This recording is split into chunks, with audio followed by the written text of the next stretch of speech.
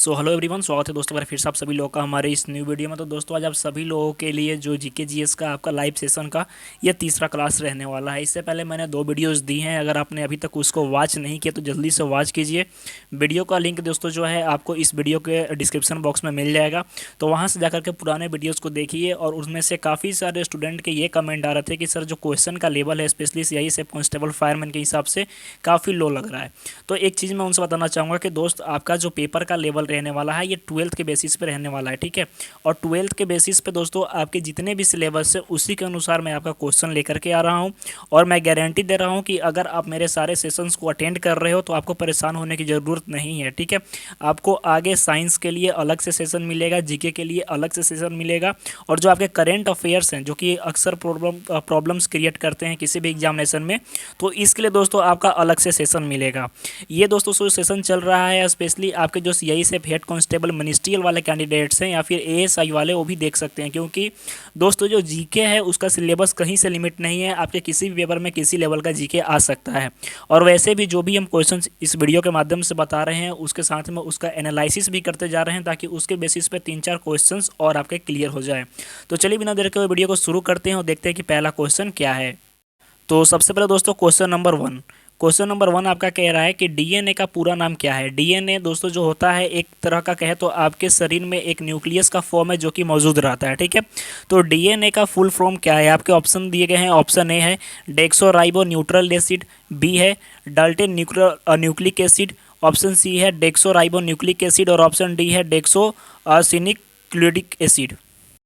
तो दोस्तों सबसे पहले डीएनए की बात यहाँ पे आई है। तो डीएनए के आपके जो डबल हेक्साइल स्ट्रक्चर है इसकी खोज किसने की थी, तो ये भी काफ़ी इंपॉर्टेंट हो जाता है।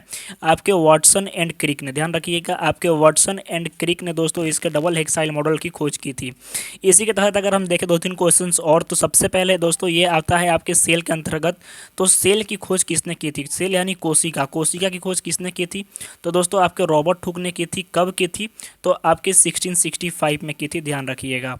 इसी के साथ में दोस्तों एक और क्वेश्चन जो कि काफ़ी इंपॉर्टेंट हो जाता है, जिसको पूछा जाता है अक्सर कि सेल में काफ़ी सारे लोग कंफ्यूज होते हैं। जो रॉबर्ट हुक ने सेल की खोज की थी वो था डेड सेल, ध्यान रखिएगा, डेड सेल था यानी मरा हुआ सेल था, यानी पेड़ के वो छाले थे जिसको कि माइक्रोस्कोप के नीचे देखा गया। लेकिन अगर कोई पूछे आपसे कि लिविंग सेल, ठीक है, लिविंग सेल की खोज किसने की थी, कि who discover the living cell first time, किसने उसको देखा था, तो दोस्तों इसका जो आंसर हो जाएगा ल्यून होक ने की थी, ठीक है, ल्यून होक ने की थी। तो दोस्तों जो डीएनए का आपका सही जवाब हो जाएगा, ये हो जाएगा आपका डेक्सीराइबो न्यूक्लिक एसिड। और एक और चीज़ पूछता है कि आपका आरएनए, ठीक है, ये तो आपका डेक्सीराइबो न्यूक्लिक एसिड हो गया, और आरएनए का फुल फॉर्म क्या होता है, तो दोस्तों आरएनए का फुल फॉर्म आपका होता है ribo nucleic acid, ribo nucleic acid, ध्यान रखिएगा, राइबो न्यूक्लिक एसिड, ठीक है। इसके बाद दोस्तों क्वेश्चन नंबर 2 कह रहा है कि भारतीय संविधान के मूल अधिकारों का वर्णन किस भाग में किया गया है, ठीक है। मूल अधिकार यानी फंडामेंटल राइट, ठीक है, फंडामेंटल राइट्स का जो है आपका जिक्र किस में किया गया है। आपके ऑप्शन दिए गए हैं भाग ए यानी पार्ट 1, ऑप्शन बी है पार्ट 3, ऑप्शन सी है पार्ट 4, और ऑप्शन डी है पार्ट 7। तो सबसे पहले दोस्तों जैसा कि आप इसमें देख सकते हो कि 2-3 पार्ट्स दिए गए हैं। तो सबसे पहले जो आपका पार्ट 2 है, ठीक है, पार्ट 2 में किस चीज़ के बारे में बताया गया है, तो पार्ट 2 में दोस्तों आपके सिटीजनशिप के बारे में बताया गया है, यानी नागरिकता के बारे में, ध्यान रखिएगा, सिटीजनशिप के बारे में बताया गया है। ये भी क्वेश्चन अक्सर आता है। जैसे कि इस क्वेश्चन को ध्यान से समझना है, आपकी भारतीय संविधान में मूल अधिकारों यानी फंडामेंटल राइट्स, फंडामेंटल जो राइट्स है इसका वर्णन संविधान के यानी कॉन्स्टिट्यूशन के किस भाग में किया गया है। आपके ऑप्शन देख सकते हो पार्ट 2, पार्ट 3, पार्ट 4, पार्ट 5 और पार्ट 7, मीन्स कि किस में किया गया है। तो पार्ट 2 में दोस्तों आपका सिटीजनशिप के बारे में बात की जाता है। पार्ट 4 जो है दोस्तों ये आपका डीपीएसपी है, ध्यान रखिएगा, DPSP sorry, directive principle of state policy है, ठीक है, इसको ध्यान रखिएगा। डीपीएसपी भी काफ़ी इंपॉर्टेंट आपका हो जाता है, ठीक है। तो पार्ट 4 में डीपीएसपी है। और पार्ट 7 दोस्तों जो आपका हो गया ये यूनियन टेरिटरी से संबंधित है, ध्यान रखिएगा, यूनियन टेरिटरी से संबंधित है। तो यानी बच जाता है आपका पार्ट 3 बच जाता है, जो कि आपका आर्टिकल 12 से लेकर के 38 तक आता है, जो कि आपके किस में आ जाता है, तो मूल अधिकारों के अंतर्गत आ जाता है, यानी फंडामेंटल राइट्स के अंतर्गत आ जाता है। एक और मोस्ट इंपॉर्टेंट है, इसमें ध्यान रखिएगा, कभी कन्फ्यूजन में मत पड़िएगा, जो कि इंपॉर्टेंट है। सबसे पहले जो मैंने बताया डीपीएसपी किसके अंतर्गत आता है, तो आपके पार्ट 4 के अंतर्गत आता है, ठीक है। और आपके पार्ट 3 में आता है कौन, तो ये आपका फंडामेंटल राइट्स, ध्यान रखिएगा, राइट्स। और फंडामेंटल ड्यूटीज, ये दोनों अलग अलग है। फंडामेंटल ड्यूटीज़ जो तो दोस्तों ये आपका 4A के अंतर्गत आता है, यानी आर्टिकल 51 में आता है, ध्यान रखिएगा। 4A में, 4 में नहीं, 4 में आपका आता है DPSP, लेकिन 4A में क्या आता है तो आपका आ जाता है फंडामेंटल ड्यूटीज़। ध्यान रखिएगा ये अलग होता है। फंडामेंटल ड्यूटीज़ आपके 11 हैं, ये भी काफ़ी इंपॉर्टेंट हो जाएगा। और फंडामेंटल राइट्स दोस्तों कितने हैं आपके, तो ये 6 हैं, ठीक है। ये किस में आते हैं तो आपके पार्ट 3 में आते हैं। इसके बाद दोस्तों क्वेश्चन नंबर आपका 3, क्वेश्चन नंबर 3 कह रहा है कि दिल्ली के किस सुल्तान को उसकी उदारता के कारण लाख बख्श कहा जाता था। ठीक है, लाख बख्श दोस्तों एक शब्द है जिसको कि गिवर ऑफ लाख्स भी कहा जाता था। ठीक है, गिवर ऑफ लाख्स, लाख, ठीक है। तो ये किस सुल्तान को कहा जाता था, आपके ऑप्शन है, option A Qutubuddin Aibak, option B Iltutmish, option C Ghiyasuddin Tughlaq और ऑप्शन डी अलाउद्दीन खिलजी। तो दोस्तों जो सबसे पहले कुछ इंपॉर्टेंट पॉइंट्स मैं आपको डिस्कस कर दूं। कुतुबुद्दीन ऐबक जो थे ये आपके कहा जाता है कि जो आपका दिल्ली सल्तनत था उसके संस्थापक थे, यानी दिल्ली सल्तनत के आपके जो एस्टेब्लिश करने वाले थे ये कुतुबुद्दीन ऐबक थे। और ये स्लेव डायनेस्टी के थे। ठीक है, स्लेव डायनेस्टी यानी दास वंश के थे। 1206 में दोस्तों इनको राजा बनाया गया था और 1210 में इनकी मृत्यु हो जाती है, ध्यान रखिएगा। इसके बाद दोस्तों इल्तुतमिश जो थे इनको बनाया जाता है सुल्तान दिल्ली सल्तनत का, यानी इसके बाद कुतुबुद्दीन ऐबक के बाद इल्तुतमिश को दोस्तों दिल्ली का सुल्तान बनाया जाता है। और इल्तुतमिश ने कुछ स्पेशल कार्य किए थे, जैसे कि सबसे पहले इनको ही गिवर ऑफ लाख्स यानी लाख बख्श कहा जाता था। जैसे कुछ लोग पूछते हैं कि कुतुब मीनार किसने बनाया था। कुतुब दोस्तों जो मीनार है दिल्ली में इसको किसने निर्माण करवाया था, तो लोग कहेंगे कि आपके कुतुबुद्दीन ऐबक ने करवाया था, लेकिन नहीं, कुतुबुद्दीन ऐबक ने इस काम को चालू किया था लेकिन पूरी तरह से कंप्लीट करवाया था किसने, तो इल्तुतमिश ने किया था।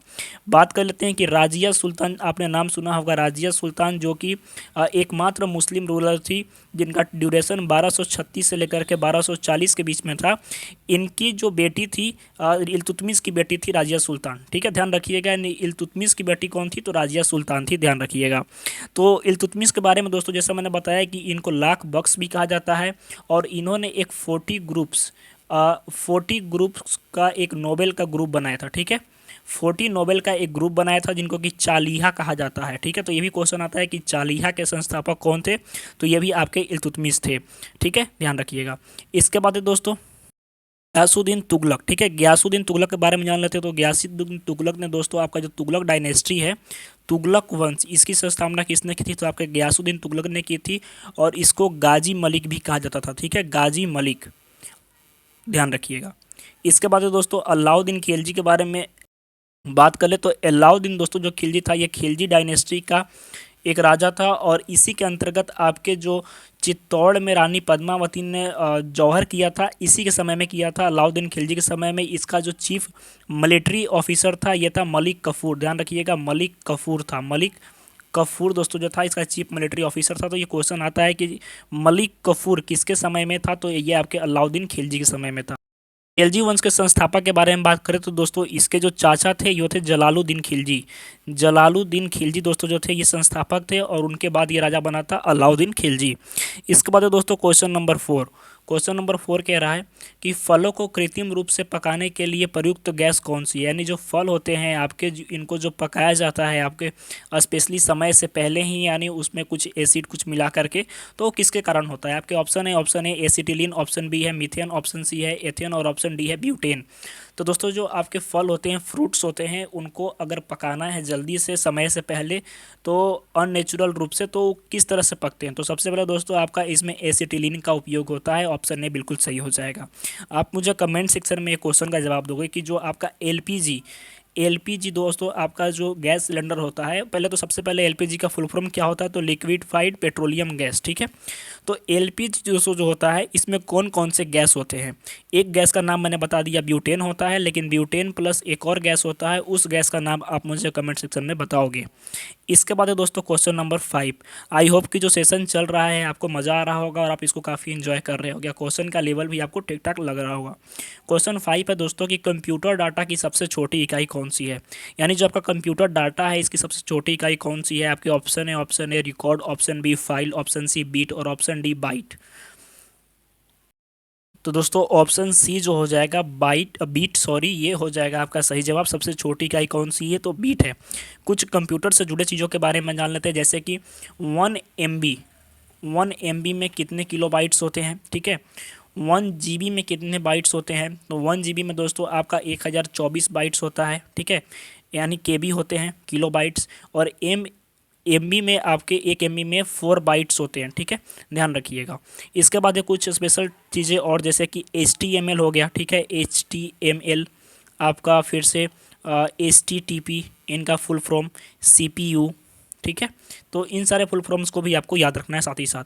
इसके साथ में दोस्तों अगर पूछा जाए आपसे कि जो मॉडर्न कंप्यूटर है, यानी जो आपके कहा जाता है कि इंटरनेट है, इंटरनेट के संस्थापक कौन है, इंटरनेट के संस्थापक कौन है, आप कॉपी में लिखते भी चलोगे इन सारी चीज़ों के बारे में। दोस्तों ये थे आपके when D crop, when D crop, ठीक है, ये कौन थे, तो आपके इंटरनेट के संस्थापक थे। इसके बाद दोस्तों क्वेश्चन नंबर 6, क्वेश्चन नंबर 6 कह रहा है कि भारत की तट रेखा है, ठीक है, तट रेखा यानी कोस्टल लाइन, यानी इंडिया की जो कोस्टल लाइन है वो कितने किलोमीटर की है। आपके ऑप्शन है, option A 5500 kilometre, option B है 6500 किलोमीटर, ऑप्शन सी है 7500 किलोमीटर और ऑप्शन डी है 8400 किलोमीटर, 8400 किलोमीटर। तो यानी जो आपकी इंडिया की कोस्टल लाइन है वो कुल कितनी है। तो सबसे पहले कुछ स्पेशल चीज़ों के बारे में जान लेते हैं हम। आप दोस्तों यहाँ पे देख सकते हो कि इंडिया का मैप एक मैं बना रहा हूँ, ठीक है, ये आपकी इंडिया का मैप हो गया। इंडिया का मैप दोस्तों थोड़ा सा ख़राब बनेगा, लेकिन इसी में काम चलाना है हमको। तो आप देख सकते हो कि इंडिया का ये मैप हो गया। यहाँ पे कुछ चीज़ें, जैसे कि सबसे पहले जो चीज़ है कि ये पूछ रहा है कोस्टल लाइन के बारे में, यानी इस पार्ट के बारे में ये पूछ रहा है कि जो आपका समुद्री तट है ये कुल कितने किलोमीटर में फैला हुआ है। तो समुद्री तट दोस्तों बेसिकली आपके यहाँ से यहाँ तक ऐसे सीधे, मीन्स कि इसके नीचे ही समुद्र है आपका, इधर अरबियन सी हो गया है, इधर बे ऑफ बंगाल हो गया है, नीचे आपका इंडियन ओशियन हो गया है। तो ये पूछ रहा है कि आपका जो तट रेखा है वो कितने किलोमीटर की है। तो इसको जानने से पहले दोस्तों सबसे पहले देख लेते हैं हम कि जो इंडिया की आपके ईस्ट वेस्ट, जैसे कि यहाँ पे ईस्ट हो गया, आपकी वेस्ट हो गया, उधर नॉर्थ हो गया, यहाँ पे साउथ हो गया आपका। तो अगर देखा जाए तो एक तरह से पूछे अगर कोई आपसे कि जो इंडिया का ईस्ट और वेस्ट, ठीक है, ईस्ट और वेस्ट का 2 किलोमीटर है वो कितना है, यानी इंडिया का अगर मेजरमेंट किया जाए यहाँ से लेकर के यहाँ तक ईस्ट और वेस्ट का तो कितना है, ठीक है। तो दोस्तों ये है आपका 3215 किलोमीटर, ध्यान रखिएगा, 3215 किलोमीटर। और 2933 किलोमीटर दोस्तों जो है आपका ये हो जाएगा आपका नॉर्थ से साउथ तक। 3215 किलोमीटर ये हो गया, और नॉर्थ टू साउथ आपका हो गया 2933 किलोमीटर। अगर पूछे कि टोटल एरिया कितनी है भारत की, तो ये हो जाएगा आपका दोस्तों 32,87,267 स्क्वायर किलोमीटर, ध्यान रखिएगा, 32,87,267 किलोमीटर। ये भी मोस्ट इंपॉर्टेंट हो जाता है, आपके एग्जामिनेशन में आता है, स्क्वायर किलोमीटर, ध्यान रखिएगा। तो भारतीय तट रेखा की दोस्तों बात आई है तो ये आपका 7500 किलोमीटर हो जाएगा, ध्यान रखिएगा इस चीज़ को। तो 7500 किलोमीटर दोस्तों हो जाएगा। तो इसके साथ में आप मेरे को ये बता देना कि भारत का सबसे लंबा यानी सबसे बड़ा कृत्रिम बंदरगाह कौन सा है, कृत्रिम बंदरगाह यानी कि आपका नेचुरल, ठीक है, नेचुरल बंदरगाह कौन सा है भारत का सबसे बड़ा। तो आप मुझे कमेंट सेक्शन में इसका जवाब देना। इसके बाद दोस्तों क्वेश्चन नंबर 7, क्वेश्चन नंबर 7 कह रहा है कि इंडिया विंस फ्रीडम पुस्तक के लेखक कौन थे। इंडिया विंस फ्रीडम दोस्तों एक पुस्तक थी, इसके लेखक कौन थे। आपके ऑप्शन है, option A Mahatma Gandhi, option B Maulana Azad, option C Jawaharlal Nehru, option D Jayaprakash Narayan. तो दोस्तों जो इंडिया विंस फ्रीडम पुस्तक थी इसके जो लेखक थे आपके ये मौलाना आज़ाद थे। जवाहरलाल नेहरू के बारे में दोस्तों बात कर ले तो इन्होंने डिस्कवरी ऑफ इंडिया लिखा था, डिस्कवरी ऑफ इंडिया। ये भी इंपॉर्टेंट हो जाता है कि डिस्कवरी ऑफ इंडिया किसने लिखा था, तो आपके जवाहरलाल नेहरू ने लिखा था। महात्मा गांधी की पुस्तक की बात करें तो एक है आपका हिंद स्वराज, ये भी काफ़ी इंपॉर्टेंट है, हिंद स्वराज। और हिंद स्वराज का कभी कभी पूछ लेता है कि हिंद स्वराज कब लिखा गया था, तो 1909 में लिखा गया था, 1909 में, ठीक है। हिंद स्वराज कब लिखा गया था, तो 1909 में लिखा गया था। और एक और इनकी पुस्तक थी जिसका नाम था my experiment with truth, my experiment with truth, ठीक है, ये उनकी एक पुस्तक थी। और जयप्रकाश नारायण की अगर बात करें दोस्तों तो जयप्रकाश नारायण को जो है ये हम कहते थे, क्या कहते थे, लोकनायक। लोकनायक जयप्रकाश नारायण इनका उपनाम था, ध्यान रखिएगा। इसके बाद दोस्तों क्वेश्चन नंबर 8, क्वेश्चन नंबर 8 कह रहा है कि श्रम दिवस किस तिथि को मनाया जाता है। स्पेशली एक चीज़ ध्यान रखिएगा कि आपका जो पेपर आएगा दोस्तों, चाहे हेड कांस्टेबल मिनिस्ट्रियल का हो या फिर आपके CISF कांस्टेबल फायरमैन का हो, उसमें आपका एक डेट से जुड़ा हुआ इंपॉर्टेंट क्वेश्चन जरूर रहेगा, डेट से जुड़ा हुआ, यानी तिथि से, ठीक है। आपका चाहे कोई भी डेट पूछ सकता है, जैसे कि एयरफोर्स डे कब मनाया जाता है, ठीक है। आपका ओजोन डे कब मनाया जाता है, आपके भारतीय पोस्ट ऑफिस डे कब मनाया जाता है, ठीक है। महिला दिवस कब मनाया जाता है, हिंदी दिवस कब मनाया जाता है। तो ये सब डे दोस्तों जो है आपको याद करने होंगे। तो श्रम दिवस की बात आई है, आपके ऑप्शन है 1 मई, 4 मई, 8 मई, 9 मई। तो ये काफ़ी ईजी है दोस्तों। आपका जो श्रम दिवस है ये 1 मई को मनाया जाता है। इसी के साथ में दोस्तों जो इंपॉर्टेंट क्वेश्चन जैसे मैंने बताया कि आपका ओजोन डे कब मनाया जाता है, तो ये दोस्तों आपको मनाया जाता है 16 सितंबर को, ठीक है। आपसे पूछ दे कि महिला दिवस कब मनाया जाता है, तो ये दोस्तों आपको मनाया जाता है 8 मार्च को मनाया जाता है। ध्यान रखिएगा 8 मार्च को, ठीक है। 8 मार्च को क्या मनाया जाता है, तो महिला दिवस मनाया जाता है। पोस्ट ऑफिस डे की बात करें तो दोस्तों, तो पोस्ट ऑफिस डे आपका 9 अक्टूबर को मनाया जाता है। इंडियन एयरफोर्स डे आपके 8 अक्टूबर को मनाया जाता है, ठीक है। तो ये सारे जो है इंपॉर्टेंट डेज हो जाते हैं। इसके बाद है दोस्तों क्वेश्चन नंबर 9।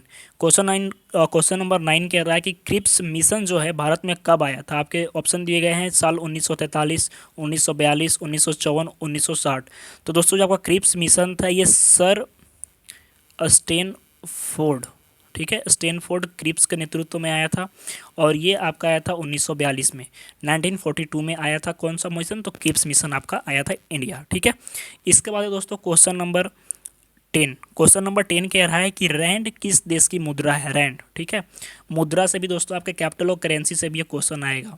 तो रैंड जो है वो किस देश की मुद्रा है, तो आपके ऑप्शन दिए गए हैं। Option A Korea, option B Namibia, option C Pakistan और ऑप्शन डी मलेशिया। तो दोस्तों जो रैंड है ये आपकी नामीबिया की मुद्रा हो जाएगी, ध्यान रखिएगा। कुछ स्पेशल मुद्रा जैसे कि येन जो है ये किस देश की मुद्रा है, तो दोस्तों ये है जापान की, ठीक है। डॉलर के बारे में पूछे कि डॉलर किस देश की है, तो डॉलर दोस्तों जो है आपका स्पेशली ध्यान रखना कि सी न्यूज आज तक, ठीक है। इसमें आपके सारे देश इन्वॉल्व हो जाते हैं, जैसे कि सबसे पहले है आपका सिंगापुर, ठीक है। न्यू से आपका न्यूजीलैंड, ठीक है। आ से आपका ऑस्ट्रेलिया, और ये इसमें फिर एक आपका यूएसए भी आ जाता है, ठीक है। तो ये 4 देश हैं जहाँ पे कि आपकी डॉलर्स चलती है। इसके बाद है दोस्तों क्वेश्चन नंबर 11। क्वेश्चन नंबर 11 कह रहा है कि चुनाव आयोग जो है किस अनुच्छेद के अंतर्गत स्थापित है, यानी आर्टिकल से जुड़ा हुआ दोस्तों क्वेश्चन है कि आपका जो चुनाव आयोग है यानी इलेक्शन कमीशन है ये कौन से आर्टिकल्स के अंतर्गत आता है। आपके ऑप्शन दिए गए हैं। Option A article 44, option B article 124, option C article 17 और ऑप्शन डी आर्टिकल 324। तो दोस्तों सबसे पहले आर्टिकल्स की बात आई है तो यहाँ पे देख लेते हैं कि आपका जो इमरजेंसी है, इमरजेंसी यानी आपातकाल, ठीक है। इमरजेंसी यानी आपातकाल ये कितने तरह के होते हैं और कब कब ये किस आर्टिकल के तहत लगाए जाते हैं। तो ध्यान रखना है आपको आर्टिकल 352, 356 और 360। ये दोस्तों जो 352 है ये आपका स्टेट इमरजेंसी है, ठीक है। ये आपका जो है ये नेशनल इमरजेंसी है। और 360 दोस्तों जो है ये फाइनेंशियल इमरजेंसी है, ध्यान रखिएगा। और बात कर लेते हैं इस क्वेश्चन के जवाब के बारे में, तो आपका ऑप्शन डी हो जाएगा, यानी अनुच्छेद 324 आर्टिकल 342 के तहत ये आपका लगाया जाता है। यानी ये आपका चुनाव आयोग जो है आर्टिकल 324 के तहत आता है। आर्टिकल 70 के तहत दोस्तों आपके छुआछूत जो होता है, छुआछूत जो होता है अनटचबिलिटी, इसके खिलाफ आता है। ये भी क्वेश्चन आता है कि अनटचबिलिटी किसके आर्टिकल के तहत आता है, तो आपके आर्टिकल 17 के तहत आता है। इसके बाद है दोस्तों क्वेश्चन नंबर 12। क्वेश्चन नंबर 12 कह रहा है कि केंद्रीय विधानसभा का गठन कब किया गया था, यानी आपका जो सेंट्रल लेजिस्लेटिव असेंबली थी इसका गठन कब किया गया था। आपके ऑप्शन है। Option A 1922, option B 1923, option C 1921 और ऑप्शन डी 1920। तो दोस्तों आपका जो प्रथम केंद्रीय विधानसभा था इसका गठन किया गया था आपके साल 1923 के अंतर्गत। सॉरी दोस्तों, इस क्वेश्चन का जो सही जवाब हो जाएगा ये हो जाएगा आपका 1920 में, ठीक है। ये कब किया गया था, तो आपका जो लॉर्ड मॉन्टेग्यू और चेम्सफोर्ड प्लान आया था, मॉन्टेग्यू और चेम्सफोर्ड प्लान जो 1919 में आया था, उस समय इस चीज़ को चालू किया गया था, यानी लगाया गया था, केंद्रीय विधानसभा का गठन किया गया था। और उस समय आपके 1919 में एक इलेक्शन हुआ था जिसके तहत केंद्रीय विधानसभा का गठन किया गया था, ठीक है।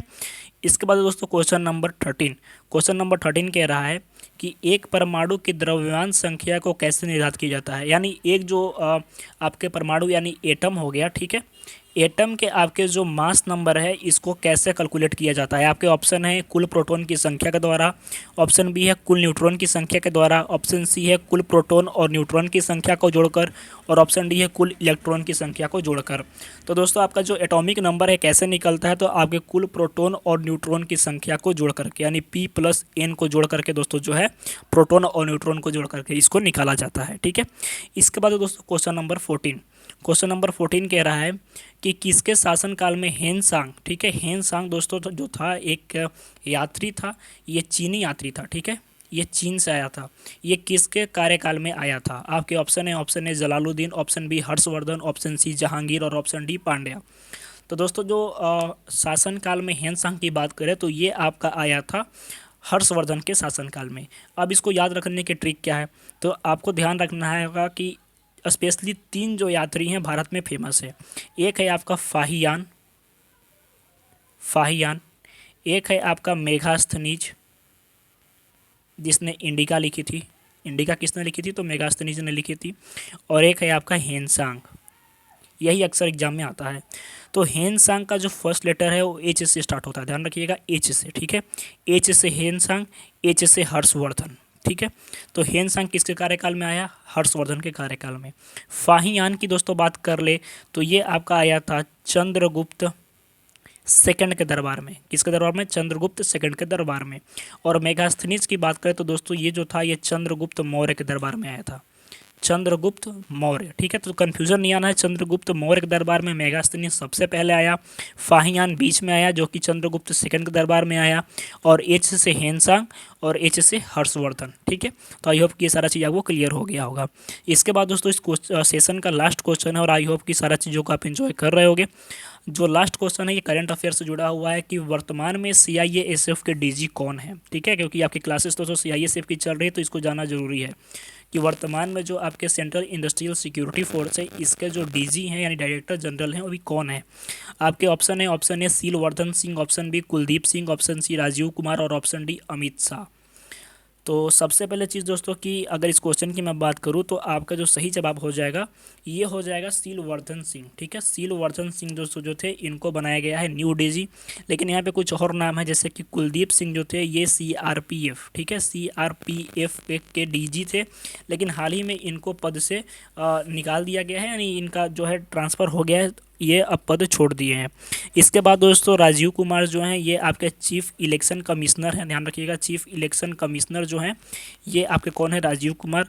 और अमित शाह की बात करें तो दोस्तों ये आपके अभी गृह मंत्री हैं यानी होम मिनिस्टर हैं, गृह मंत्री यानी होम मिनिस्टर है। और इन्हीं के अंतर्गत आपके जितने भी पैरामिलिट्री फोर्सेस हैं जैसे कि CISF हो गया, CRPF हो गया, सारा रिपोर्ट करता है गृह मंत्रालय को। तो आई होप दोस्तों की सारी जानकारी आपको समझ में आ गई होगी, और अगर आ गई तो वीडियो को लाइक ज़रूर कीजिएगा। मिलते हैं दोस्तों नेक्स्ट वीडियो में, तब तक के लिए धन्यवाद, जय हिंद।